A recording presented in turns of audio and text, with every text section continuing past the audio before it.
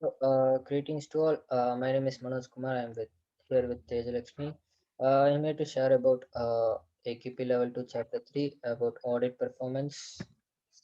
Uh, in audit management on-site, assisting is the selection of other audit team members, preparing the audit plan and making effective use of the resources, representing the audit team with client and auditee, maintaining the ethics of an audit team members, providing guidance to auditors in training, defining the requirements of each audit assignment, complying with applicable auditing requirements, preparing work documents and briefing auditors as required, reviewing documentation, reporting critical non-conformities and conclusions, reporting obstacles in performing the audit, and last, reporting audit results.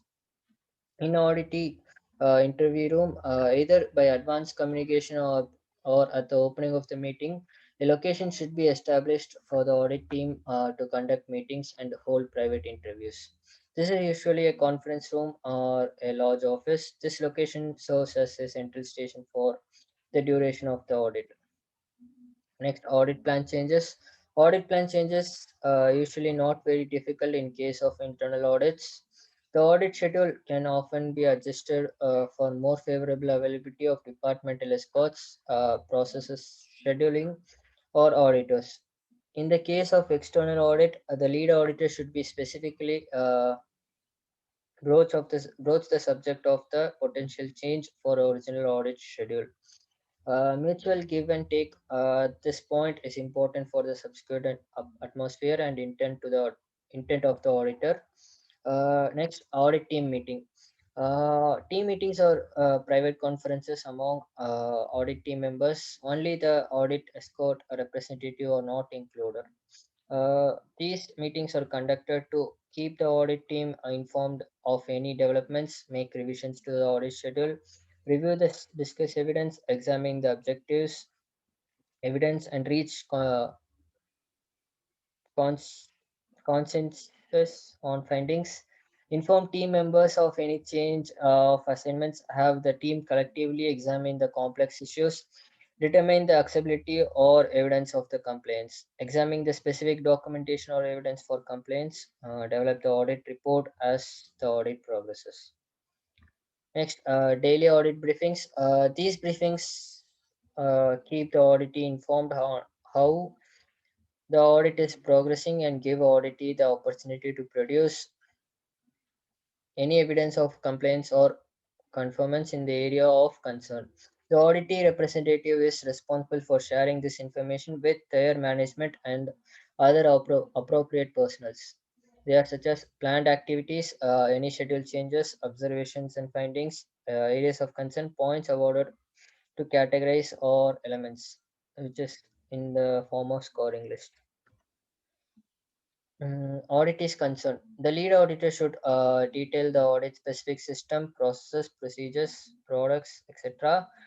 This is a good opportunity to remind the auditees management that the audit is not to be directed at individual employees. And additionally, specifics relative to reporting the procedure should schedule flexibility or confidentiality should also be addressed prior to the start of the audit. It is important that the auditee concerns be addressed. This is true for most of the audits, particularly for internal audits. Next, for auditees' responsibilities, information employees about the auditees, appointing staff of accompanying the audit team, providing resources needed for the audit team, cooperating with the auditors, providing us access to the facilities and materials, confirm or refute the need of the corrective actions, determining the initiating needed corrective actions, attending appropriate audit presentations, provide the auditees with the management names and responsibilities, participating in development of the checklist for internal audits only, and minimizing the potential obstacles. Audit performance overview. The performance of each audit can be specifically broken down into the following activities: the opening meeting, fieldwork or interviews, conferences or briefings, and existing meeting, which is draft report. In opening of a meeting, the lead auditor is in charge of the opening meeting. The opening meeting is sometimes referred to as the pre-audit meeting. After an exchange of introduction, business cards, and credentials, the lead auditors with who will begin the opening the meeting by passing out the copies of the audit agenda, which shows the time frame for the opening meeting as well as the day's activities. The lead auditor shall have prepared a brief presentation to recap and clarify the following details during the opening meetings, which are like an introduction to audit team, including the name, title, and qualification of the auditee senior management.